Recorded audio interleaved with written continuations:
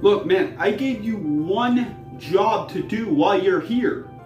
And that's make sure those fuzzy little animatronic things don't get out. How did they get out? Look, man, you're the one who thought it was a bright idea to throw them in a brick cell with metal bars. Don't you know those things have super strength? Okay, fair point. Look, I need you to scan the entire property and find them and put them back. And how am I supposed to do that? I don't even know how you caught those fuzzy bastards in the first place.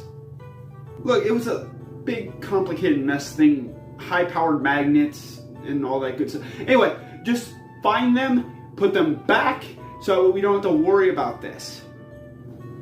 Okay, fine, but at least tell me why Freddy's after you. Because I owe that bear a lot of money, and when you owe Freddy Fazbear, he doesn't forget. Okay, calm down. Look, I'm gonna go take a nap, and then I'll get right on that, champ. You just hang in there, okay? I'm so dead. So, I have a bit of a confession to make. I've never actually really played the Twisted Metal games. Now, before you turn off this video, let me explain why that's not really a bad thing. You see, for a show or a movie to work, it needs more than just hardcore fans who know the source material. It takes casuals as well, like myself. Now, I do know some of the lore around Twisted Metal due to some very, very generous YouTube videos that go into in-depth explanation of what some of the characters and settings are. And I really got into it after I watched the show, which allowed me to look back and go, ooh, there's an Easter egg, there's an Easter egg, there's an Easter egg. And let me tell you what, this show is full of them. From the type of cars they drive, from some of the characters' names, even some more obscure characters who don't get a lot of spotlight when it comes to talking about Twisted Metal are in this show. So it was really cool to figure out that the people who produced the show did their homework. Another thing, I really liked how they set up this post-apocalyptic world. With them basically doing Y2K in 2002. Very 90s of them, really fit the feel that they were trying to go with Twisted Metal being a very 90s type of product. So the show keeps it very simple. You have the main character, you know his goals, and you follow him along the way with every twist and turn that follows, with every wacky side character that comes along. And yeah, the show is just a lot of fun. It's out there, it's zany, it's wacky. The show's not afraid to take chances, and while not every joke lands, the ones that do really do.